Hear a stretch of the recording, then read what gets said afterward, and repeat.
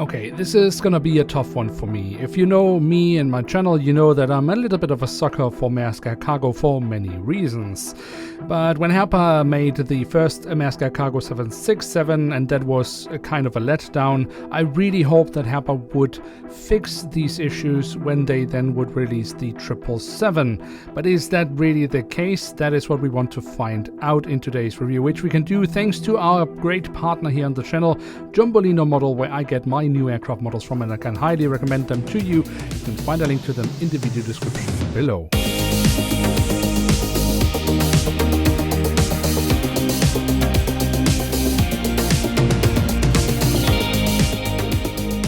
With that, hello and welcome to a new episode of Review, where we today will take a closer look at a Boeing 777F of Maersk Air Cargo. At the front of the box we have a cutout so we can get a glimpse of the aircraft model inside, and on top of that we have the Maersk branding.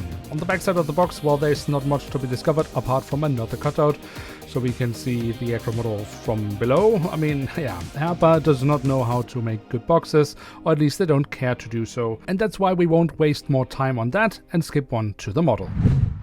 And here she is, the Boeing 777F of Maersk Air Cargo in their current standard livery. And as I alluded to in the beginning of the video, I do have a beating heart for Maersk Air Cargo, perhaps a little bit too much, but it is just connected with so many childhood memories when the airline was still a passenger-carrying airline.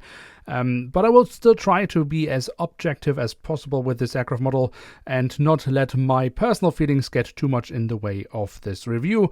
And this is why we, as always, simply just start off by taking a closer look at the aircraft model to see what it actually offers collectors, and then later I will give you my opinion about it. So let's start off with the tail section, where we on the vertical stabilizer have the iconic Maersk Air star or branding, and that is then being accompanied by a little bit more detailing on the horizontal stabilizer. Then on the fuselage, well, here we of course have the main cargo hatch of the aircraft. We do also have the full registration code of the aircraft and the company slogan, "All the way." Then towards the very tail of the aircraft, we do also have a bit of detailing around the APU exhaust, and on top of the fuselage we do find a set dome. Now, as we can see here on the real aircraft, yes, it does also have a set dome, but it is of course quite significantly smaller than what we see here on the aircraft model. Herpa is very inconsistent with their set domes. I think in this case a simple print would have been the better option. Now, at the front of the aircraft and across the fuselage, we then find the writing of Maersk Air Cargo. Just underneath that, we have a few dots, which I believe are some static ports or hatches. Then we, of course, have the Maersk branding just behind the cockpit windows, where we underneath find the name of the aircraft. And then we have something really very surprising, because underneath the name of the aircraft, we have quite a few more dots, which I believe are some sensors and even petrol tubes that Herpa has printed on. That is something new on their 777s. We have not seen that in the past. So really great to see a bit more detailing from Herpa Wings on their freighters around the cockpit section, where we, apart from that, of course, then also have the cockpit windows with the metallic edge and the window wipers printed on. Now, from the cockpit section, we can move on to the engine nacelles. They have been kept in this light blue Maersk color.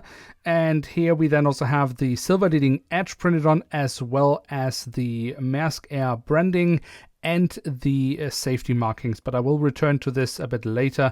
One thing we should also notice is that the engines, the 777 engines of Herpa Wings, unfortunately are wrongly sized. They are a bit too squeezed compared to the real GE90 engines. But apart from that, I think the overall physical detailing of the engines is pretty alright, especially here from the front, where we very nicely can see the engine fan blades. And from the engines we can move on to the wings, which we should also take a closer look at, starting over the top side, where we have the different flap slats and spoilers carved out very nicely, and we also have the markings as to where to walk on the wings. Then on the underside we have more nice physical detailing and the full registration code of the aircraft.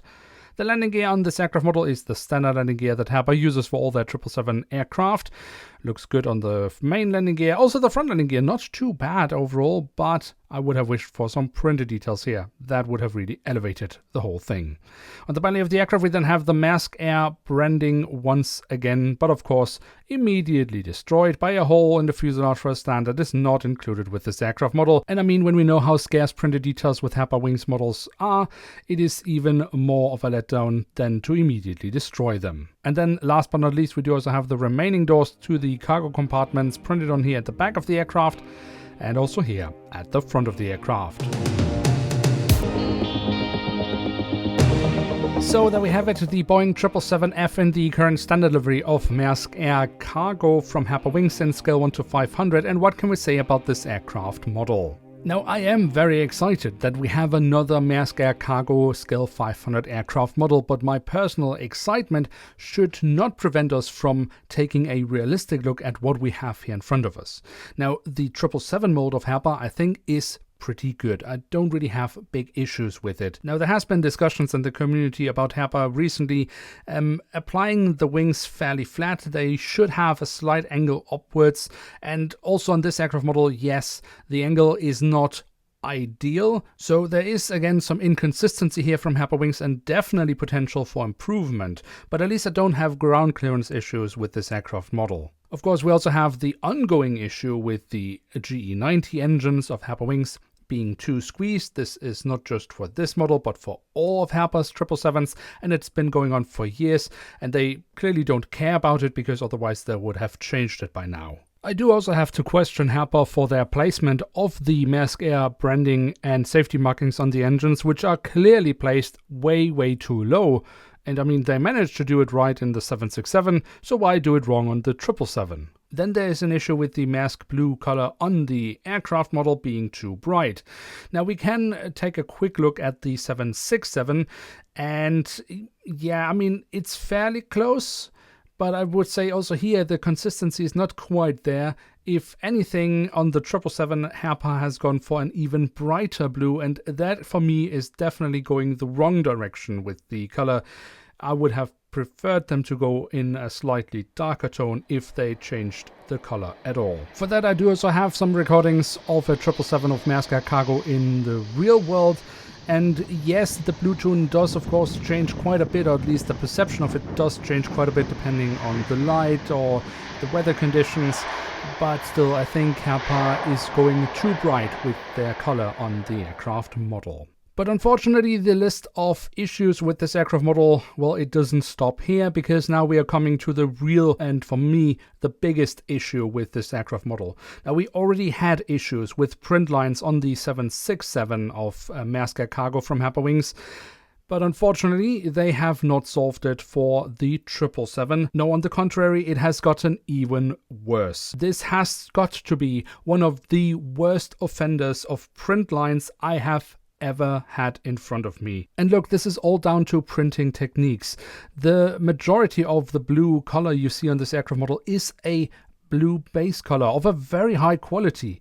The issue for Herpa is that with this kind of print, you cannot make clear lines or edges. For that, you then need to add another print on top, and that is what we see here. Now, if they had added enough layers, these print lines would disappear, but they don't, because they are cutting corners wherever they can. Now, the biggest issue, apart from it really not looking good, is of course that Herpa, well, they don't mind cutting corners and costs, but it does not reflect in the price of the model, because that is still being sold at a recommended retail price of 45 euros. Now, any good model shop out there will give you a good discount on it, but it still cannot defend Herpa's policy here, because this is simply ripping off collectors and abusing collectors' passion for the hobby. And what a shame it is. I mean, it had the potential to be a really great model. And I mean, hey, great, Herpa has added a few more details around the cockpit section. We have petrotubes on this aircraft model. That's something we have hardly or ever seen with Herpa. But it just isn't enough when you then have a massive list of issues otherwise. I mean, we have the GE90 engines being wrong, we have the wings being put in wrongly, we have the wrong color code on the aircraft model. I shouldn't forget the wrongly placed prints on the engines. We have the print lines that are not alright. We have the set dome that technically is too big. I mean, I could go on and go on and go on, and for 45 euros, I'm sorry, Herpa, that is a joke. So I find myself really struggling here, because at heart I am just a collector and I have a big passion for this, and I'm still kind of excited that we have a Maersk Air Cargo, even though Herpa is coming with such a big letdown. And that is not right. I cannot recommend this aircraft model to anyone if I just try to be at least a bit objective about this. So Herpa Wings, shame on you for abusing us collectors and our passion for this hobby by giving us models like this. And with that rather somber end note, it is indeed time to end today's review. If you have enjoyed it nonetheless, then please feel free to leave a like. If you're new around here, why not hit subscribe? And with that, thanks so much for watching. Hope to see you soon again. I'm checking out, and bye.